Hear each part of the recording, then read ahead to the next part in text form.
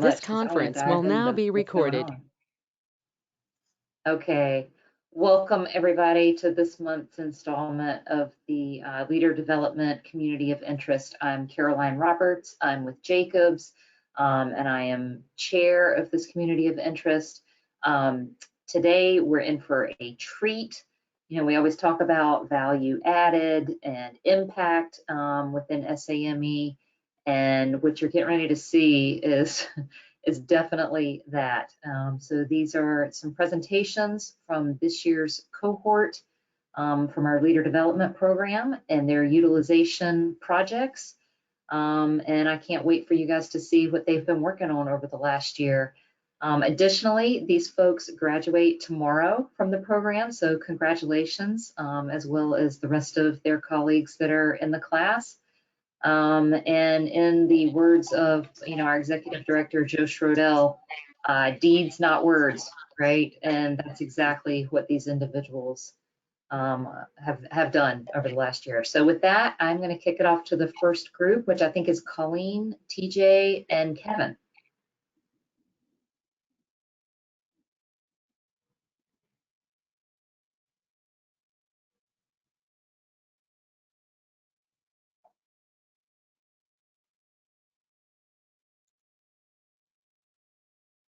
Colleen, are you there?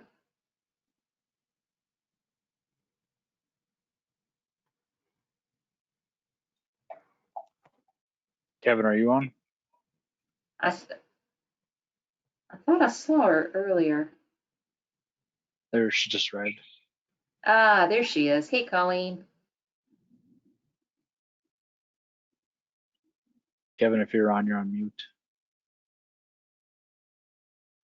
Colleen, can you hear us?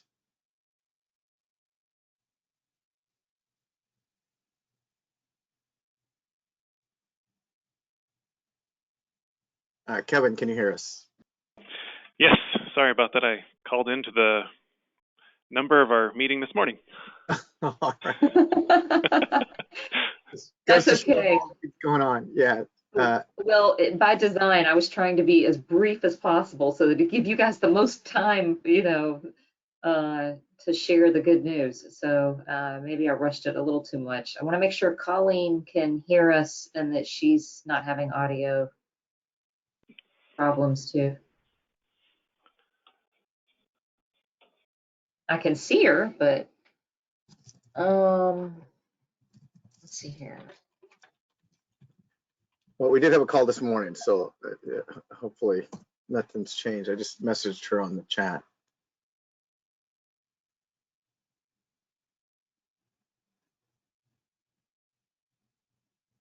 I see her typing. Can you hear me at least? Yes, we hear you. I see you. Okay. All right, so we've got Kevin and we've got Colleen. Is TJ? Yes, I see him. He's ready to, okay, we can hear him too. Okay. All right, guys, whenever you are ready. All right. First of all, thank you to the LD COI to give us this opportunity to give a brief overview of our capstone project for the Leadership Development Program. My name is Kevin Remley, and with me today is TJ, or Thomas Fakler, and Colleen Rust. The three of us came together for a project that we all felt passionate about, and we learned a lot. Next slide, please.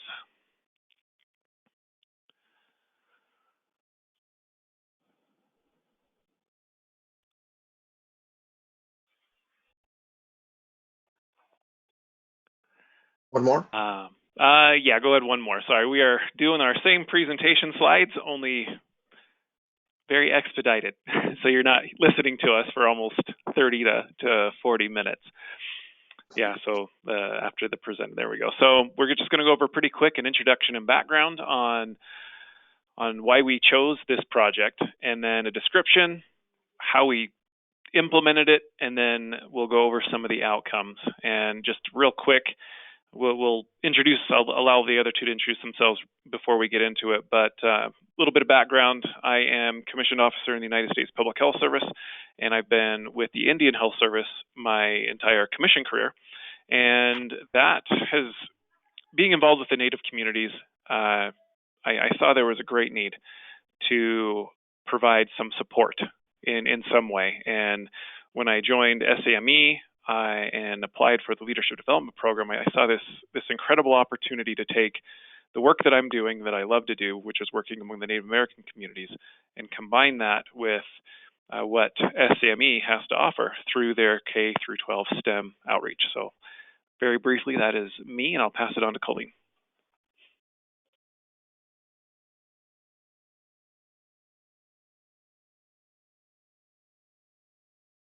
You're muted, Colleen. Thank you. Too many pieces of equipment to make this work. Okay, I'm Colleen Rust. I'm a project manager at Sundance Consulting, which is also a Native-owned, woman-owned company. And through the last few years, I've had the opportunity to get more involved on scientific projects that have to do with our Native communities and ANC's, Alaska Native corporations.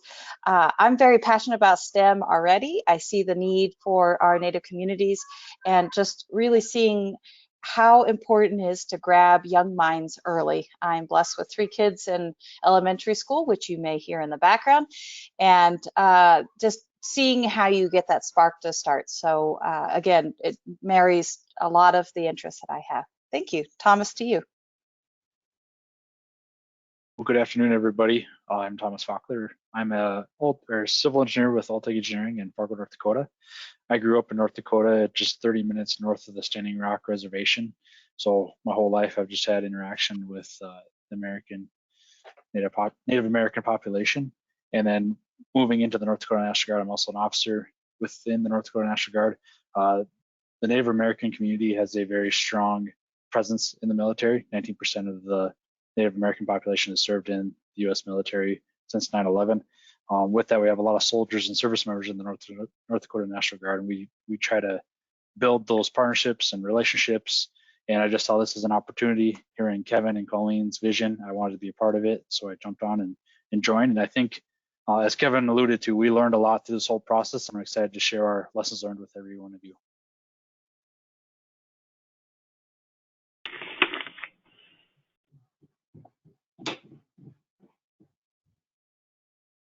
We go to the next slide.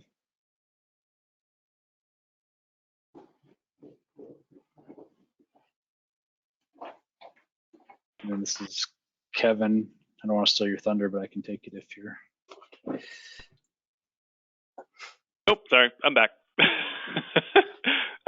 So yes, this is a basic introduction for our project. It is recognizing there is a lag in the general population amongst the American Indian Alaska Native communities for education and economic prosperity. And there is a need for their communities to be supported in many areas, for their youth especially to be engaged in education, to graduate from high school and have more opportunities for trade schools, college, university, and employment in their future. And our focus here, of course, is at the root. It's, as Colleen mentioned, is capture these young minds early on, get them engaged early on, instead of trying to catch people who are more towards the end of their educational journey. And so next we'll go on to Thomas, and he'll give us a brief overview of the description of our project. So when we originally started our project last year, we had a pretty grand scope, and we're shooting for kind of a marketing campaign for the entire nation that SAME can be involved with to get more STEM outreach to the Native American communities. As we walk through our slides, we'll see that our lessons learned really made us pivot to a different type of scope, but I think our intent overall of getting SAME more aware of the Native American Alaska Native community really is still there, and we definitely came up with a solution that is a good base or stepping stone for us to move forward, and we as a society to move forward. So a couple things is, once we figured all of our lessons learned, one of the biggest things is there's not a fit-all solution. So with that, we try to make a very generic platform to provide the next group of individuals to take what we've learned and continue our outreach with the American Indian Alaska Native communities. With that, you can go to the next slide.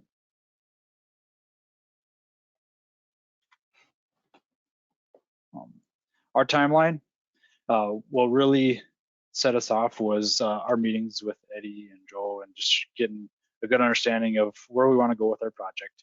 And then we put a lot of time and effort into research.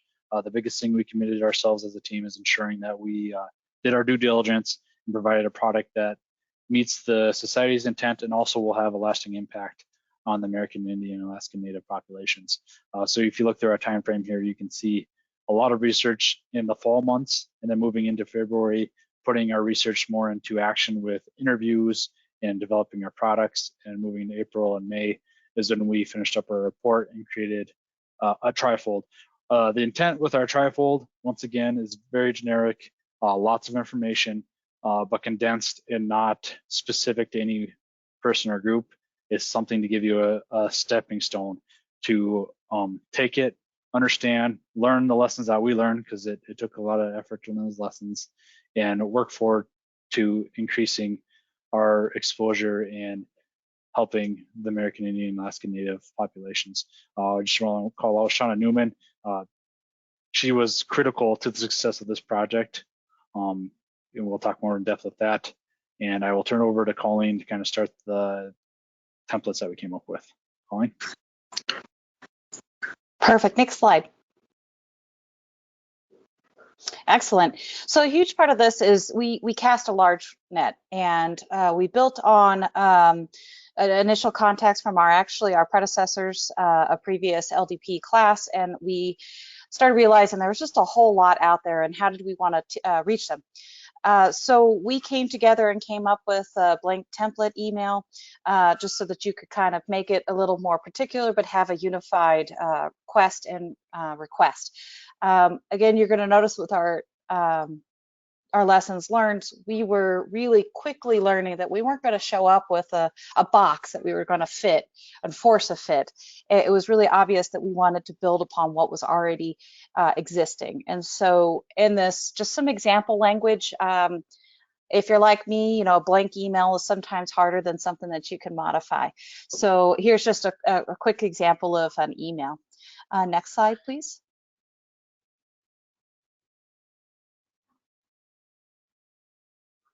So another big part of this is, outside of doing a widecast request for all the folks and funds and organizations that are already out there, we really wanted to make sure that our methods and our lessons learned were authentic. And so it was imperative that we actually set up interviews. And through this process, we also worked as a team to come up with some generic questions to basically ask STEM-related questions in multiple different ways, and find successful natives in our population, and that can be not only in the private sector, like Shauna Newman, the president of Indian companies, but it could also be our military folks. We just wanted to make sure we asked enough questions of exactly how was their path to the career that they have that's STEM related, and what were the sparks. Everything from K through 12 to undergraduate to a mentorship and the like. And so again, shout out to Shauna Newman. She's been instrumental and just very gracious, and had some amazing insight and some really great stories, which is just awesome because you can pull as many comments and quotes that you can. And it was really rewarding, and very honored to hear how she made it to where she is. Next slide.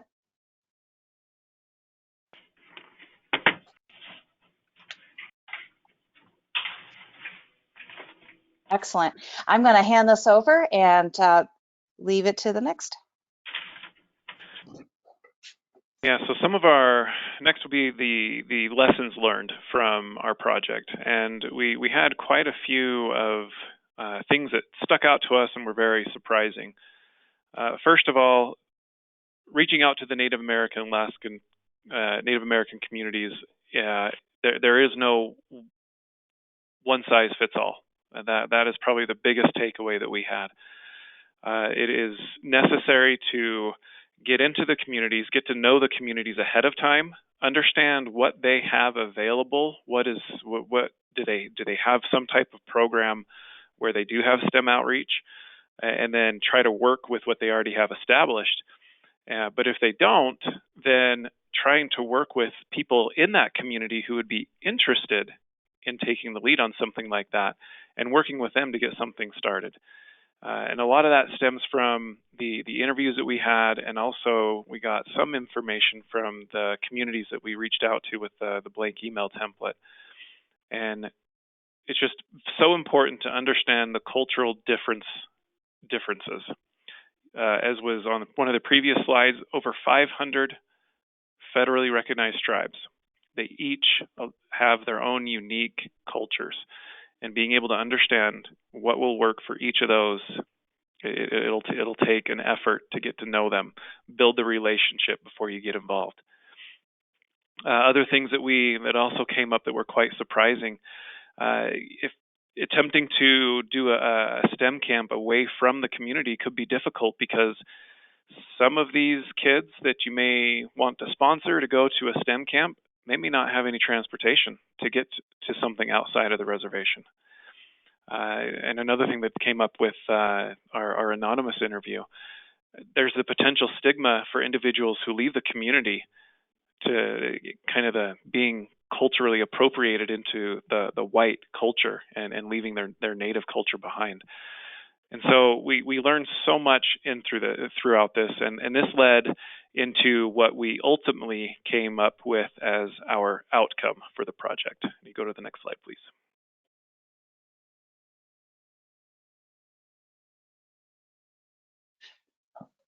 So our project outcome, we took all of our research and lessons learned. We compiled relevant statistics, and if you were to watch our presentation or read our report, I feel like the statistics we came up with, I apologize, is a quick buy-in for everybody. If you don't look at those statistics and see a need out there, you might want to look at the numbers again. And then we took our lessons learned and all of our contact information and created a real quick and simple, we call it a toolbox for everybody that could reference. So if they have the intent or the desire to reach out to the American Indian, Alaskan Native populations, they have somewhere to start without having to learn all these lessons that we learned. I'm gonna do a quick little preview of our trifold. I didn't put our new trifold. Sammy and Eddie, they got together, they put together a beautiful trifold. I wanted to keep the one that we had for our presentation in here just because it's nice and simple and it really pulls it out. So if you wanna go to the next slide, please. As you can see in here, real quick, it was meant to be on 11 by 17. That's where we're at currently. Just here's the problem statement. Here's what we learned and the ways we think is an appropriate way to approach an AIAN community. The resources that we found that were probably applicable to a wider range of individuals and that are good reference starting points, and then points of contact, which are Kevin, Colleen, and myself. This is just the beginning. We actually had a meeting this morning, as Eddie was saying, about going for a grant with, I apologize, I gotta pull up the name here again. United Engineering Foundation. United Engineering Foundation, to gather some information to try to implement our lessons learned. And as part of that, we're gonna have a couple posts that are gonna attempt to put into action our thoughts, our processes, and then we'll take the data gained from those interactions and just build upon this toolbox. So I see this as a stepping stone or starting point that'll just go into the future. And with that, I'll turn over to Colleen to talk about some more outcomes. Next slide, please.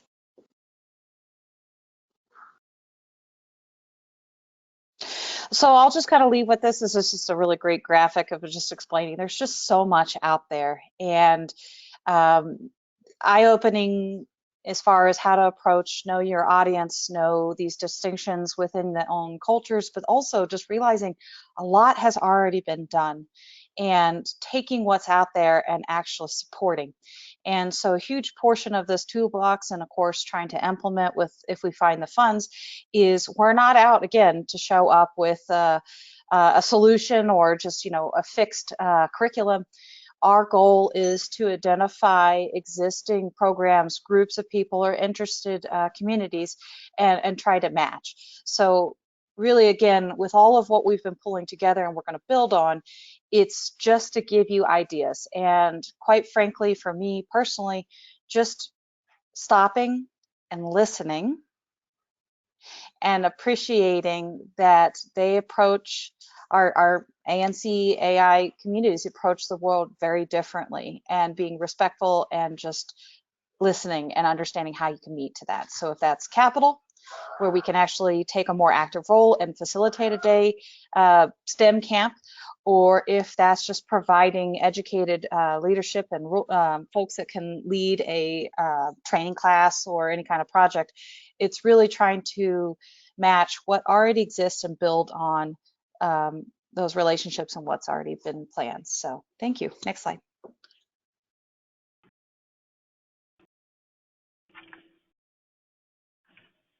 All right, that is the end of our presentation on our Leadership Development Program Capstone project. We are very grateful again for the support that we've had through this. And I know we took a little bit more time, but Arpan, who is also going to present, sent us a message through our WhatsApp chat saying he had to cancel and to go ahead and use up some of his time. So we did. Nice. Okay. Well done, you guys. I'm curious if anybody in the audience, has any questions. We'd be happy to take those at this time, or you can type them into the chat if you think of something for this group. So well, I'm going to lead this conversation a little bit. Like Thomas mentioned and Eddie, before I got my technology to work, just realized that we're taking this and we're building on this. So yeah, while we're graduating from our LDP program and our project, this is something that we're still passionate about and we're building on. And so whether or not we actually get the funds or not, we're going to continue. So if this resonates to anybody on this call, or if you have contacts or know in your own local post and regions, please connect to us. There's multiple ways you can kind of get involved. And really a lot of this is just sharing information. So I'm going to lead with that and open it back up to questions. Awesome. I love it, Colleen. Thank you very much. I'm not seeing anything pop into the chat. If you guys think of something, type it in there. But in the meantime, I think we're going to keep moving along so we can get the most in here. So Scott, are you on and can you hear us? Yep, loud and clear. Hi. There you are. Good deal. Thank you. So good evening from a warm evening in Germany tonight. I'm with the Rhine-Main Post, and I'm going to condense my presentation into hopefully 5 minutes. It's the Emotional Intelligence Training Tool. Next slide, please. So what is, as it sounds, it's a training tool to develop emotional intelligence. I'll get into emotional intelligence in the later slides, but why? This was a topic I was interested in before the Leadership Development Program, one of the reasons I was interested and applied, but also it was one of the initial assessments we did as a class in the very beginning as a kind of starting point as we entered the year of learning. And it became evident, even though our results weren't shared with each other, it was evident that many of us had lower EIs than I guess we'd hoped, and there were probably some patterns in where our EIs were a bit under the average. So yeah, it was an interesting topic for me to then go through and to come up with this idea if it's possible to develop it, and furthermore develop it specifically for engineers. So it's applicable to all engineers, and it would be most useful to younger engineers so they have time to practice this before they actually get into leadership positions where it becomes much more critical to their career. Next slide, please. So agenda, like any good engineer, I'll first give you a bit of science before I get into the theory of the tool, but then I'll show you an example of the tool. Next slide, please. So the basics, Neuroscience 101. Oh, yeah, the point is, as you saw on that slide, which if you can go one forward again, basically the brain evolved from first just the brainstem, which covers your pure instincts. If you could forward one slide, please, to the image. Yeah, thank you. So that covers just your basic instincts, breathing, and pure kind of reactions. Then you have your limbic brain, where all the emotions are. This teaches you that you associate a bad emotion with things that can hurt you, so you learn to not do it again. And then finally comes the thinking brain in the neocortex. But this is how the brain evolved.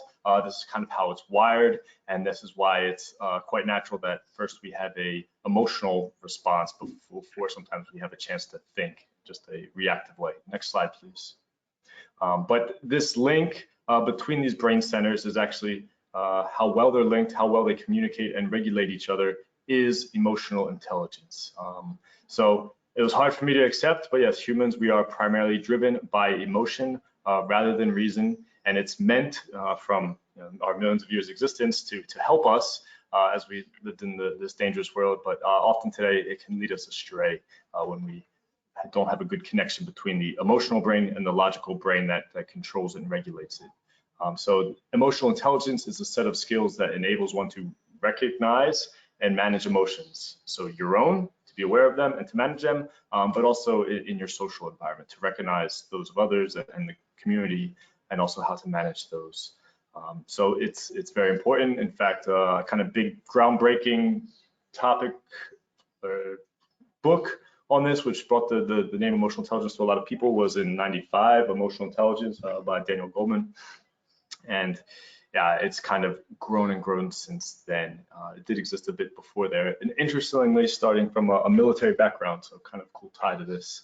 But it's evolved a lot. I'm not going to get into it all, but this is kind of the pure four elements of it. Next slide, please.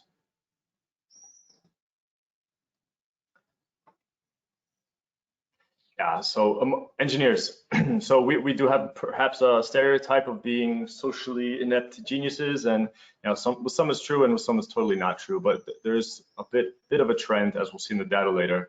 But regardless of your work, no matter how technical or individual you think you are, emotional intelligence is important for all engineers. Even if you're very specialized in one specific technical topic and you do all your work alone, chances are you still have to work with some kind of team or project manager. And if you don't have enough EI, your career is going to suffer and you're going to bring down the rest of the team. And then interestingly, it makes sense in hindsight, but yeah, it's super important for project managers. Most business relationships, people know each other a long time. In your typical corporate structure, you have a long time to get to know each other and your nuances. And you have specific authority over people to, even if you don't have good EI, to at least force them to do something you want. But project managers, they're forced to, with every project, that's the nature of the business, to form new teams and use emotional intelligence to establish that vision and lead them through the project, and often without specific direct authority to get that work executed. So emotional intelligence is very important for project managers, which many of us engineers are. So next slide, please. All right, so here's the emotional intelligence structure that our test followed. This is kind of the most popular one now. I'm not going to get into it all, but you see there's 5 main components and then 3 subcomponents of each. A key point here is that you see it moves in a circular nature. It's because they all build upon each other. So we'll get into that more later. Next slide, please. All right, so I was with the approval of our leadership development leadership. They let me get all the data, sanitized of individual names, of course, and I was able to look at it and see how engineers actually are with emotional intelligence. What are our strengths? What are our deficiencies? Can't go into much detail at this level, but the points, I did more than just an average, because with averages, some really high scores and some really low scores can really bring down and skew the data. So this is a box plot, which gives us a bit smarter look at it. So next slide, please. But so the key thing I saw is that our lowest EI factors for our engineer test group, which is a test group that kind of should be at the top of their class, being in this apply selective program, where emotional self-awareness was the total lowest, then emotional expression, empathy, and interpersonal relationships. And yeah, and it's interesting how this all kind of followed the theory of the books I read too, where of course you have to be aware of your own emotions before you can express them, and you have to have understanding of those to have empathy of others and build those relationships. So it's interesting how it followed that theory, and how it kind of matched maybe some stereotypes. So yeah, what can we do about it? Next slide, please. So the next item was, so what can we do about this? So IQ, unfortunately, you're pretty much stuck with what you have. But research shows EI can be built. It takes a while to actually do the science of it, called neuroplasticity, kind of rewiring your brain and those connections between the emotional and thinking brains. But when you do it, you can test. Results are shown 6 years later. So there is a long-term lasting effect from the training. Next slide, please. So what I did then is basically I built a tool specifically focused on engineers. It followed those skills that we need to develop most, which I'll cover a bit more in a later slide. But basically, this is a huge task. You saw that wheel. You saw how many composites factors there are. And it's quite obscure. It's not a very direct thing to just, oh, I'm going to improve my empathy today. So basically, I'm breaking it down into a lot of little tasks. Basically, every day you're going to focus on one factor, and it's only going to be 5 minutes in the morning, kind of setting your goal. That helps you keep it at the top of your head as you approach the day. You can already think of what meetings or engagements you have in the day where you can apply it. And then in the evening, another 5 minutes just to kind of reflect on how well you met your goal for that day. Yeah, exactly. So it's not asking much. It's a tiny little bit of each day, but with time, working on it every day for a year, there should be some improvement. And yeah, that's a goal, simply improvement. Next slide, please. So this is just an example of the first 6 weeks, but as you can see, it's cycling through these main composites by the different colors each week, and then some of the sub-factors on each day. And there's a heavier focus throughout the 52 weeks of the composites that we were weakest on and those sub-factors that we were weakest on. So you can see even during week 1, for example, emotional self-awareness is covered 3 times. And then again in week 6, another 3 times, because that was our lowest one. Next slide, please. But yeah, you're building this as habit. When you force yourself to think about it each day, eventually it's going to become more of a habit. You're going to be more self-aware and be able to incorporate these things. So here's just an example. I made a kind of 365-page workbook, and it's following this morning evening structure, and it already has kind of those goals and a strategy from what you saw in the last slide. So basically, anything that's italicized here is what the typical user would enter. So a very simple thing in the morning and a little bit more of their own writing in the afternoon. But it's a guided workbook every day, a little bit of effort. Even if you don't have much time, just do a little bit because it's it's better than nothing. Next slide, please.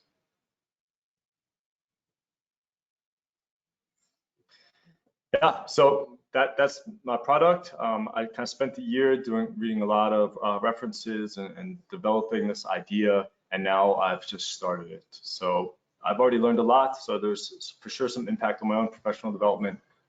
But yeah, I think it's a great tool, and I look forward to deploying it to others in our class who I know would like to improve their emotional intelligence, the next LDP class, and also why I'm presenting to this group today, this community of interest. If there's a particular use case that you all see, or keep this in mind, and it can be applied in the future. And yeah, I'm really interested in it. I was amazed how well the data matched up just from my class's sample group of 18 students. So I want to keep compiling the data in the future years and see where that goes, and we can revise it from there. Next slide, please. So that should be it. Yeah, these are just some of the key references I used. And there's a nice 20-page paper you can read if you're really interested in this. But yeah, next slide, please. And maybe there's no next slide, but that would be the end, and any questions now or at the end. Thank you for your interest. God, that's fascinating. While you were giving your presentation, Ronald said that he did a dissertation of the relationship between trait emotional intelligence and leadership style in professional engineers, and he used SAME as his cohort.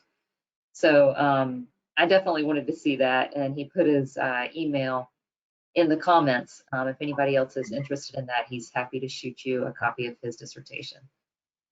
Okay, great. I'll catch up on these comments and definitely get in touch, see what I can learn. That's cool stuff. Thank you so much. Hey, Scott, this is Ron. Just real quick to Yeah, I did my dissertation 2016, but emotional intelligence for me popped to the surface when I was a CB battalion commander in the mid 90s. And in fact, it was Coleman's first book that started me on it. I would tell you that in doing that, there's like 3 different types of emotional intelligence. But in what you've done with Goleman's, please give me a shout. I think you should even reach out to Goleman and say, hey, look what I've done. Because there might be abilities to do even more. I will tell you, your 18 people is not really a good number, but it's a great start. And what you did with that, I think, has got lots of applicability to this day. In fact, basically what I said in my dissertation when I started was engineers get hired for their technical skill, they get fired for their lack of people skill, and they get promoted because of being a manager and a leader. Yeah, interesting how you went in and used Goleman's information, but happy to shoot more. Yeah, you're scratching the surface, sir, and good luck with that, because yeah, big deal in the engineer community. Yeah, it's exciting to see where it can go, and I'm happy to stay involved and keep developing this. It is just scratching the surface. So thanks, and I will be in touch.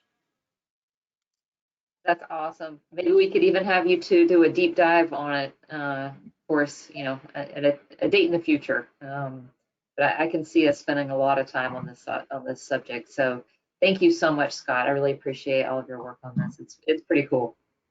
Gladly. Bye. Okay, going on to our next one. I don't think Ree could make it today, but I think we have Bruce and Pete. Hey, guys. That's correct. I'm going to hand it over to you. All right. Well, thank you again for the LDCOI for this opportunity. As Caroline mentioned, Ree Miskimon from the Baltimore Post couldn't be with us today, but myself, Pete Diaz from the Guam Post, and Bruce Preston from the Phoenix Post will be talking about our project, which is centered on post mentoring toolkit, specifically for posts with scholarship programs. So next slide.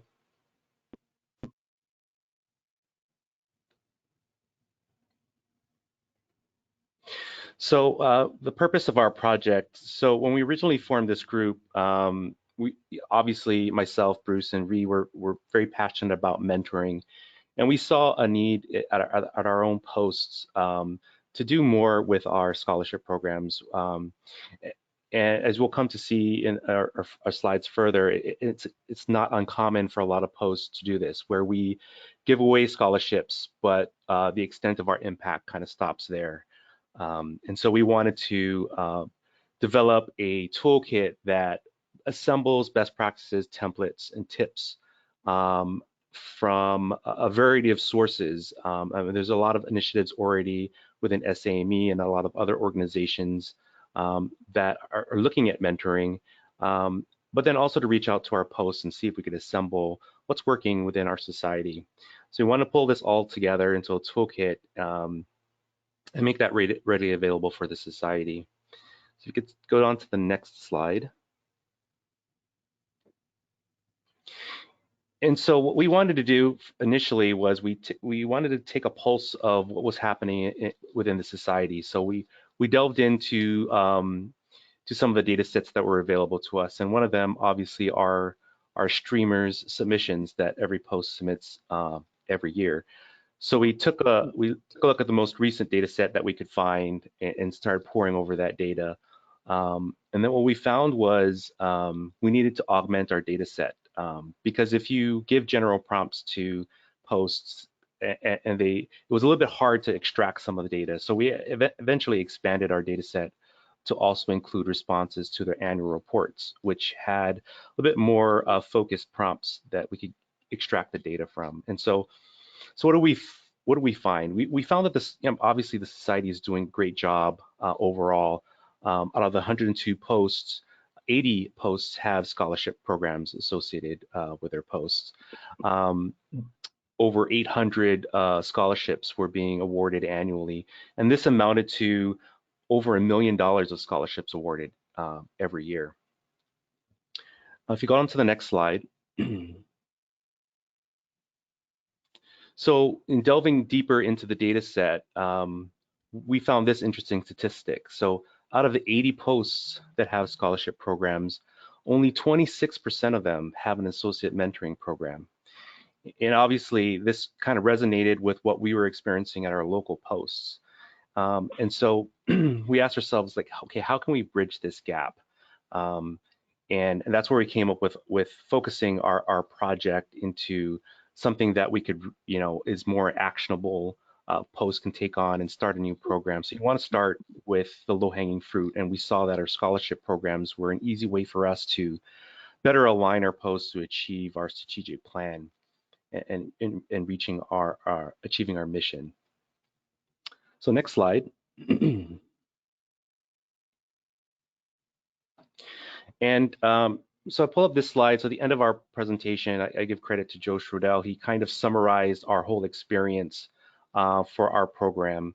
And so we wanted to frame our discussion today around those things that he had mentioned to us at the end of our final presentation. And that was, lessons on how to become a great leader. And it centered around 4 things. And so he focused on the mission, how we succeeded as a team, and from there, how do we, as a success, basically help posts to achieve or align their efforts to achieving the strategic plan. And then another one for becoming a great leader is developing relationships, building trust, how we build trust within our team, and then looking at our project and how we can build relationships within mentoring programs between our mentees and our mentors, but also expanding that is how can we build relationships between posts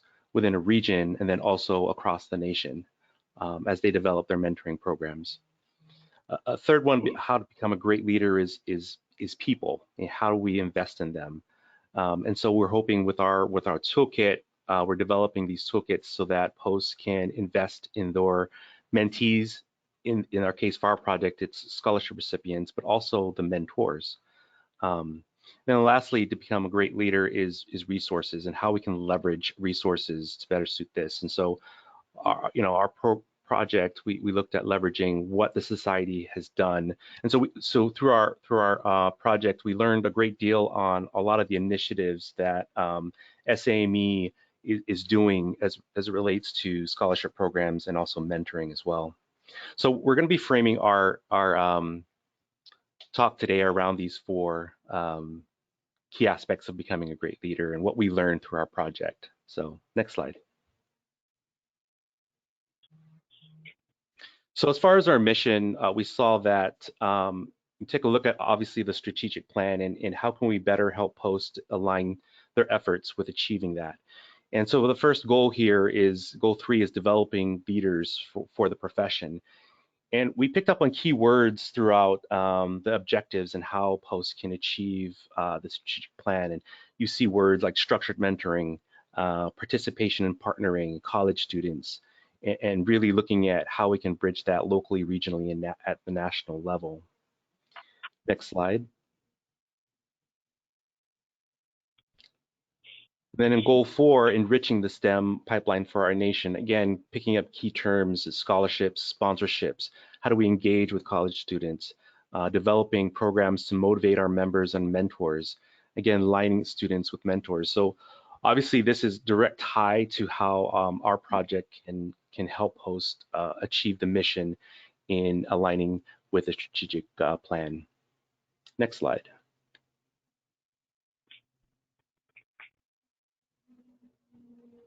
I'll turn it over to Bruce. He's going to go over the next set of building relationships and people in our project.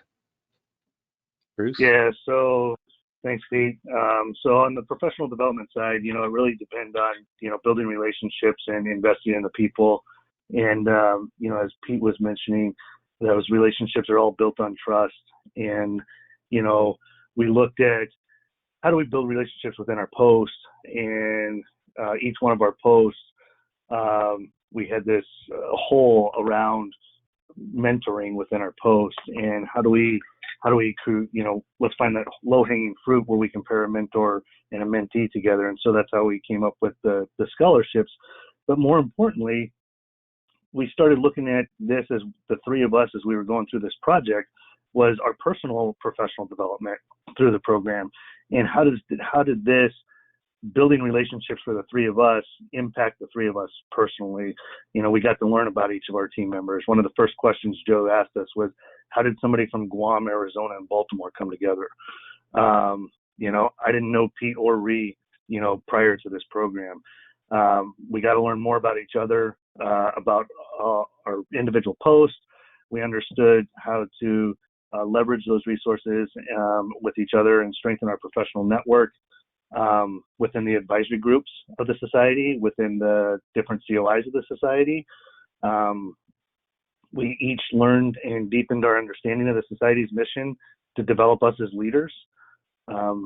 Currently, each one of us are somehow participating in additional COI calls.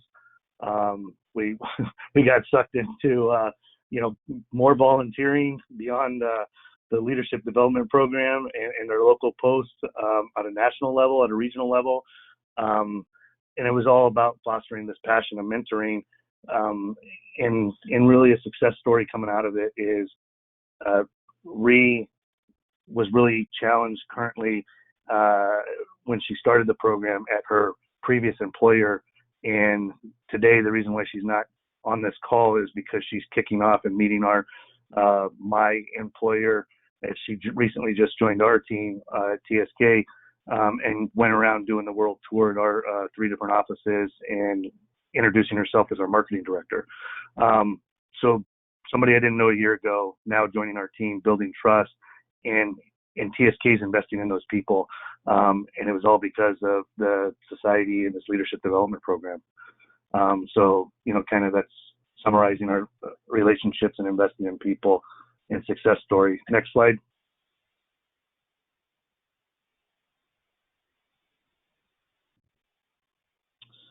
The impact to the society.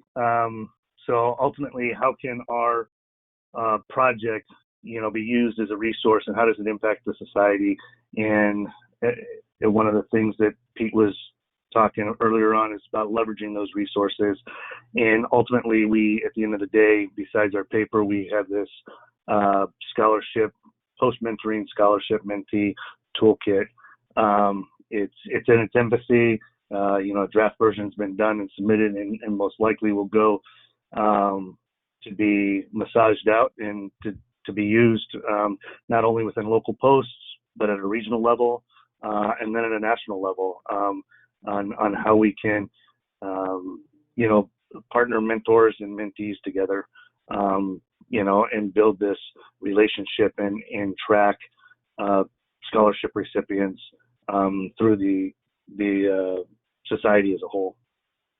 Next slide.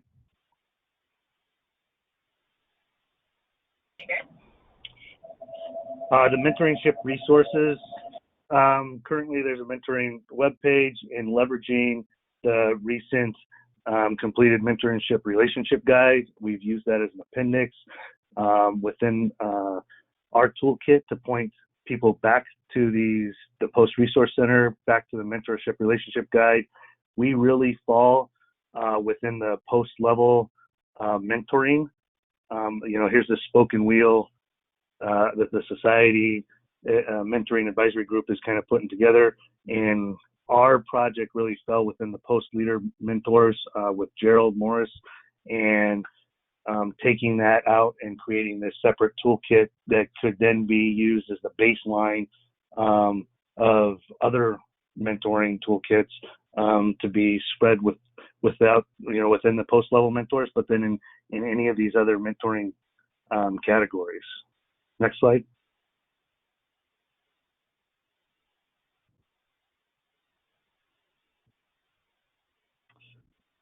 And the toolkit itself,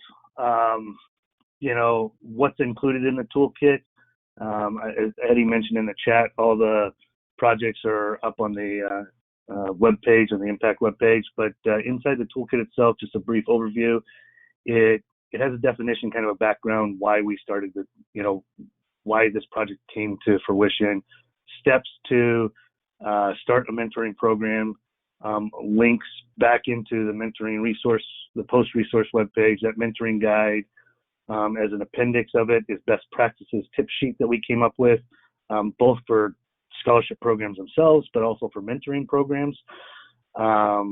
There are sample applications that we have created as we pulled, 5 or 6 of the, top high-end, or I guess the top posts of those 26% of posts having mentoring with scholarship programs.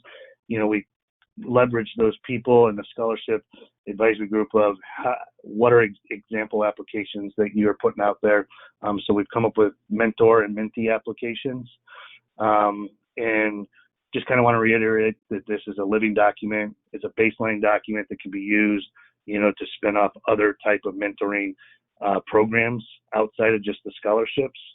And yeah, applicable for similar type of mentee and mentor programs.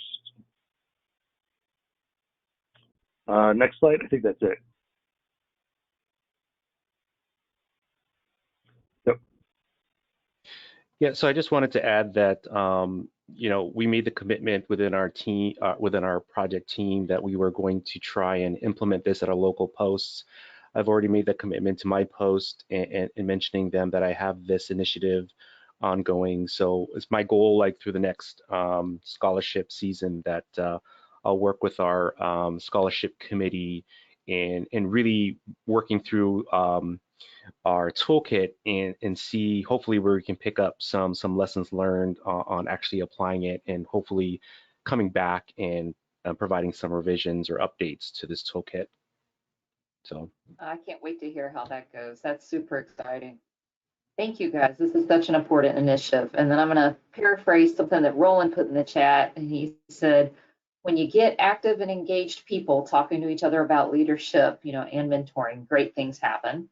And then Sal says, from the foundation's perspective, this toolkit will advance the major objectives of the board, fostering engineering leadership for the nation. Great job, and hope to see this concept further advanced.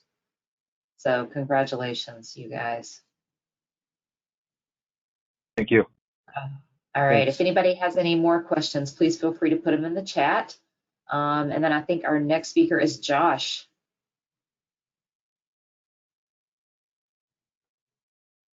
Good afternoon, everybody. Hey.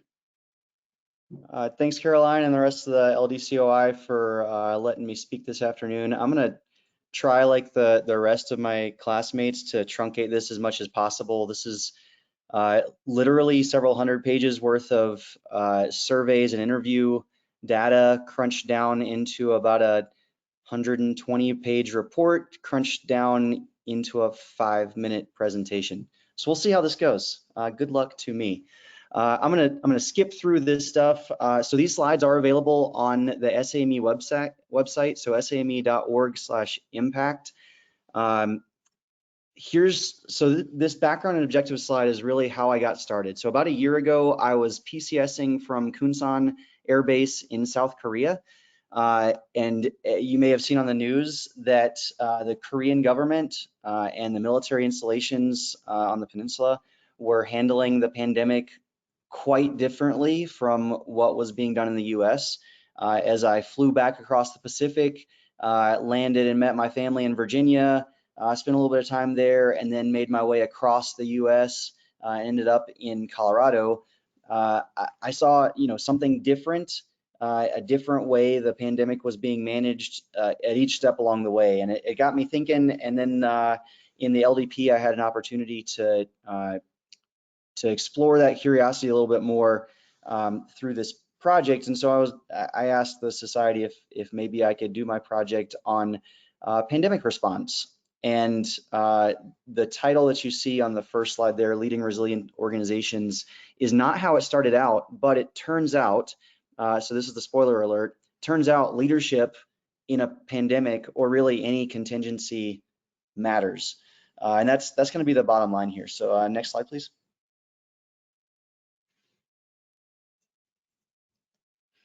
As I mentioned, I did a bunch of interviews, interviewed 18 participants. So that was a mix of engineers, healthcare workers, commanders in the Air Force, some Army personnel at multiple locations across the US and actually around the world, as well as industry partners. And the industry partners ranged from director level or C-suite level folks in SAME industry partnerships, as well as government representatives from other agencies like the GSA. Those interviews all consolidated into what I saw as a lot of context, but it was missing broader data. So I then went to a survey that was distributed through social media. I had almost 100 responses. I would have liked to get right over 100.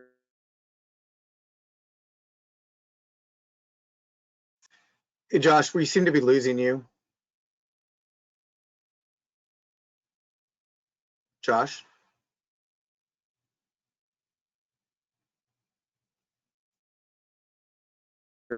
Something that was coherent. It ended up being, can we get to the next slide? Sorry. It ended up being. We lost you there for a second, sorry. Oh, did we? Sorry about that. So I'm also in the middle of PCSing, and I'm in a lodging facility on base, and the Wi-Fi isn't the greatest, but it's the only thing I have. We got you back, no worries. Okay, great. So all that data was consolidated, and I turned it into a mind map, and that's what's represented here. So there are 6 core tenets of that mind map. So I'm going to pause real briefly. Can you guys all hear me okay?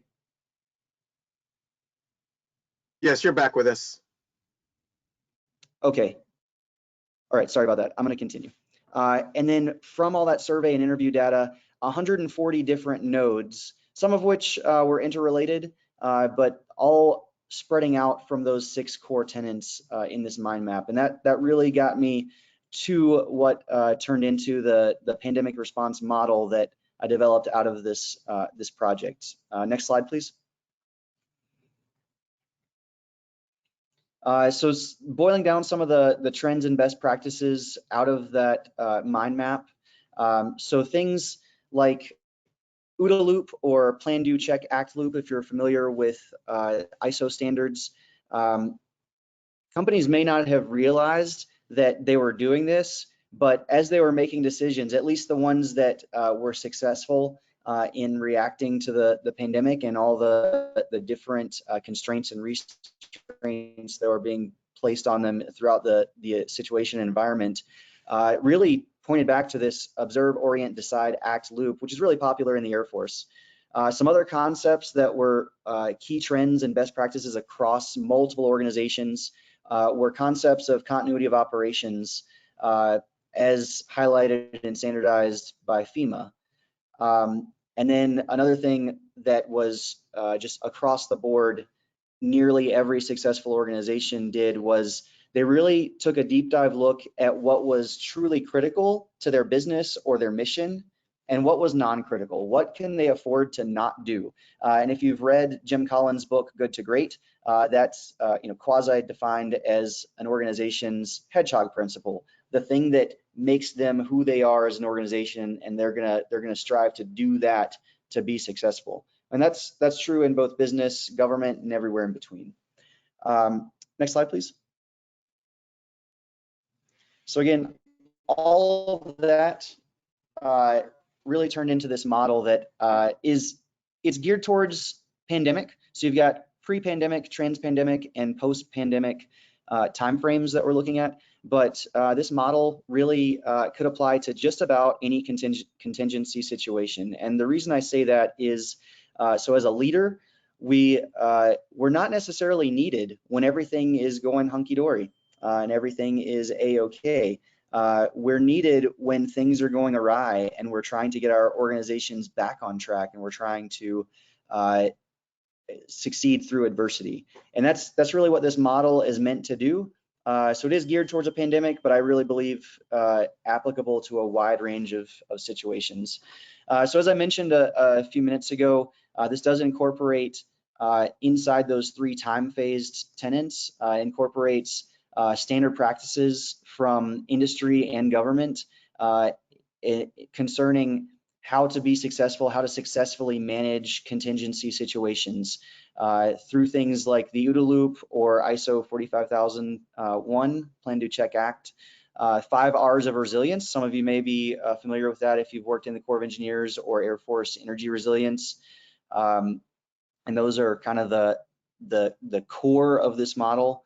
And then, of course, I mentioned the continuity of operations guiding principles, which are published by FEMA and widely used across multiple industries and sectors.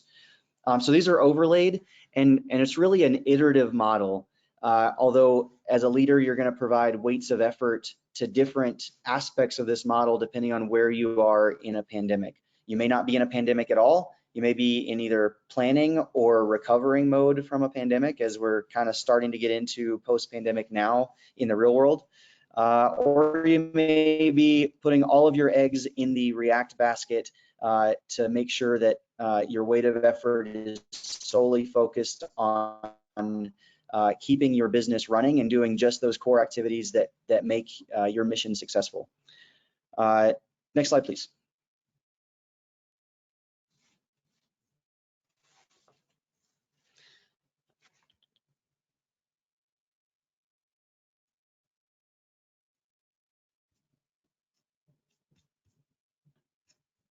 Oh, Scott, we may have lost you again.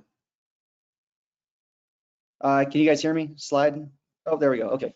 So the way this is relating to the SAME strategic plan. So I really think this is applicable at multiple levels. What I'd really love to see, and this is also shown on the next slide, in how this can be used in the future. So at the local post level, I would love to see this be turned into training initiatives for both industry and government partners to use for developing leaders, so that when we get to the next pandemic or the next continuity of operations type situation, we have folks that are ready to implement these skills and management practices. One thing that I thought was a barrier throughout my research was that, so I didn't come up with anything new. I found a lot of standard practices that are widely used across various industries, to include engineering and government. But some of those standard practices aren't necessarily accessible unless you pay for them. So another thing that I'd like to see in the future is development of a repository of those types of references, similar to wholebuildingdesignguide.org, which is obviously heavily used for government, and repository for facility standards and other things like that. But just to eliminate those barriers for folks to know where to go if they want to start up a continuity of operations program for their organization, for example.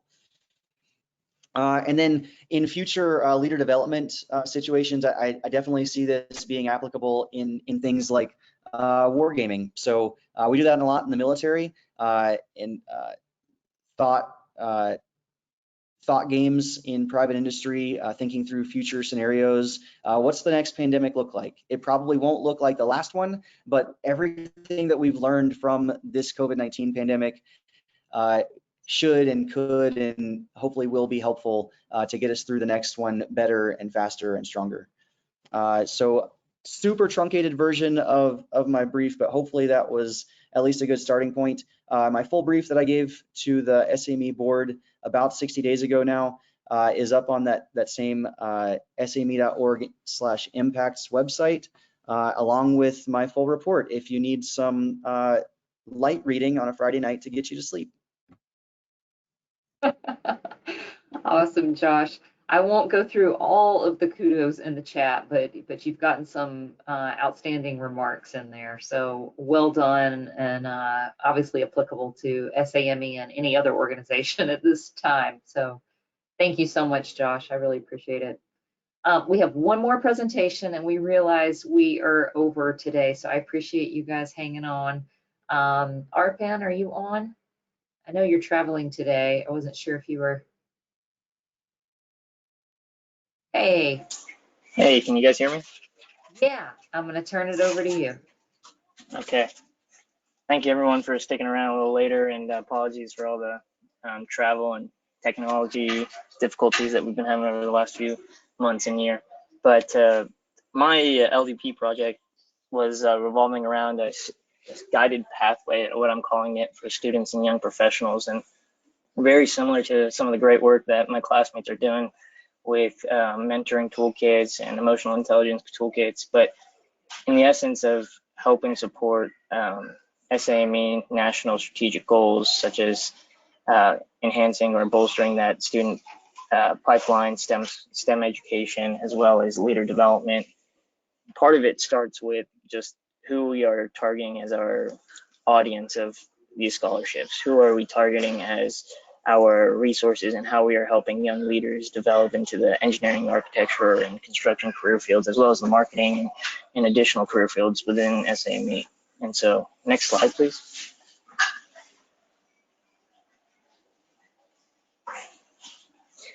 This all stemmed from an initiative that I saw and Eddie shared with me from the Academy of Fellows, where they have a continuum of where, you know, a typical entry-level SAME member would start, and as they grow professionally and, you know, technically in their career fields, they would eventually become a senior leader, and all of that starts again from this continuum as a young member. But the reality is we have student members that start with SAME. We have these student and college age talent that we are not really capitalizing in.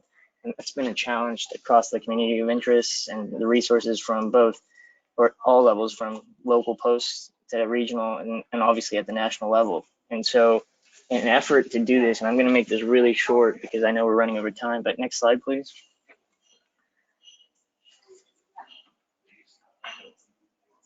Maybe my computer's slow.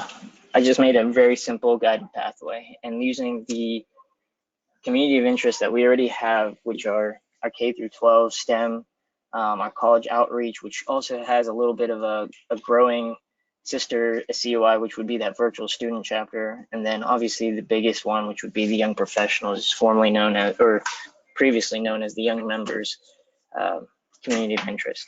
And each of these are supported by additional ones, such as engineering and construction camps, the STEM camps that we hold nationally, as well as at the local level. And then our enlisted COI, which is growing, which is great, but at the same time is they're still trying to find value and where they can plug in and be that value for all of the partners and sister COIs. And then some of the lesser known services that we provide through SME, such as credentialing, that leader development program, and obviously from this leader development COI. And then the growing one is always membership to help us, you know, retain talent, make sure we utilize that talent appropriately, give them opportunities to grow in the leader development program, and then obviously have a full cycle return on investment where they add value in any of these COIs.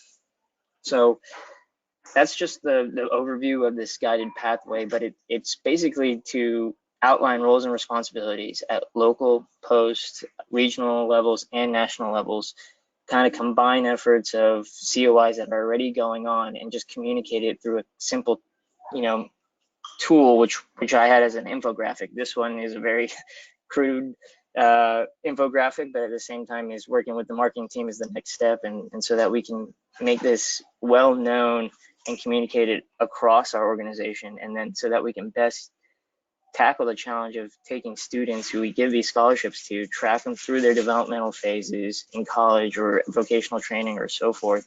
And then when they come back to the society as a young professional, we can give them more opportunity to, again, help student members out or help COIs and ultimately help our nation and our strategic goals. So that's where I'm at.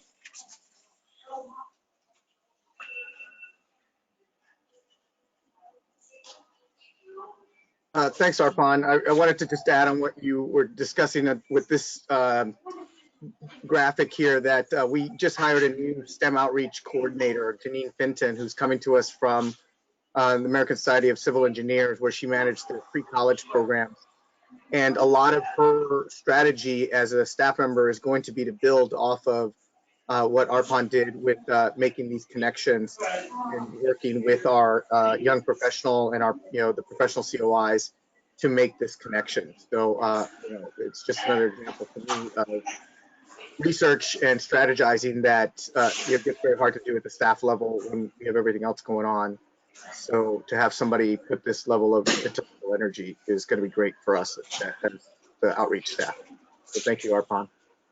No, thank you, Eddie, and I appreciate, if there's any more help, or obviously if people are interested, please reach out. And like I said, this is a team effort, team goal. So I think that STEM coordinator position is just the start, and we can accomplish this together. So thank you very much.